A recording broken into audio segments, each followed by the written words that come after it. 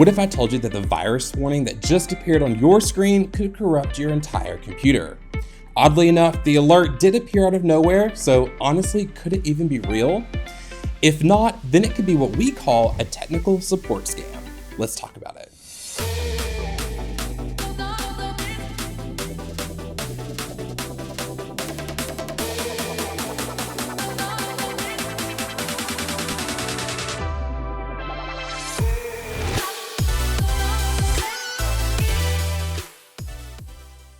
Hello and welcome back to How to Get Hacked Without Even Trying, the show where we keep you safe from scams.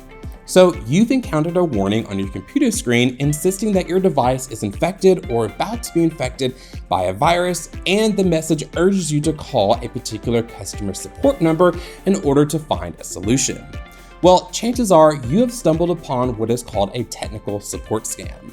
In this scenario, you are being told to fix an issue that honestly doesn't exist.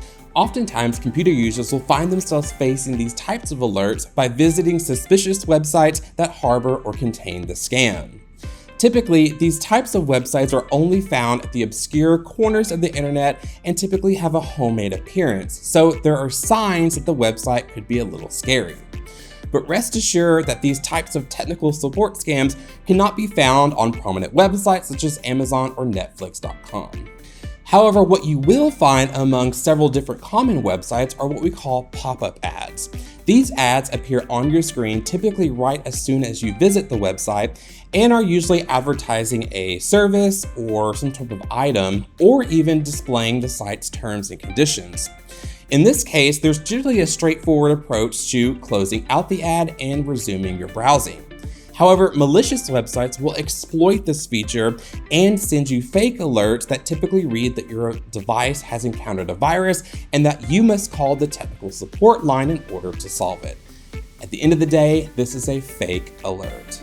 So, what should you look for in a technical support scam, and how should you respond? Let's take a look. Number 1, immediate threat. Technical support scams often create a sense of urgency by claiming there's an immediate threat to your device. Scammers use this tactic to pressure victims into taking quick action, such as granting remote access or providing personal information, without thoroughly considering the situation. Number 2, asking for remote access. Scammers frequently request remote access to victims' computers under the guise of troubleshooting or fixing an issue. This allows them to gain control of the victim's device, potentially installing malware or stealing sensitive information without the victim's knowledge. So it is important to not grant anybody access to your computer during this process. Number 3, for assistance, just call. Technical support scams often prompt victims to call a phone number for assistance, claiming to be from a reputable company's support team.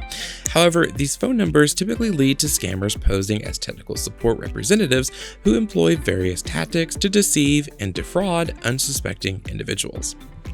Major computer companies such as Microsoft have claimed that they will never include a phone number in any real error messages, so it is important that you do not call a number provided in a virus warning.